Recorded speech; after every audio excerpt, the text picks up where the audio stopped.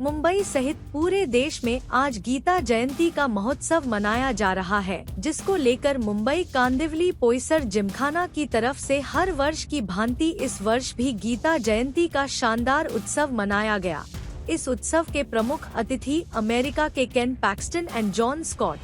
Texas और रहे महाराष्ट्र के राज्यपाल सीपी राधाकृष्णन, भारतीय जनता पार्टी के आशीष सालार, भारतीय जनता पार्टी के पूर्व सांसद गोपाल शेट्टी मौजूद थे।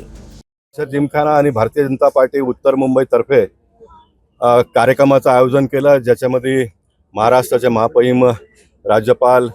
राधाकृष्णन साहेब इथे आले आणि खूप वेळ त्यांनी ह्या कार्यक्रमासाठी दिलं आणि गीताचं वैशिष्ट्य जे आहे ते लोकांपर्यंत पोहोचवण्याचं काम त्यांनी केलं आणि एक सुंदर अशा प्रकारचा कार्यक्रम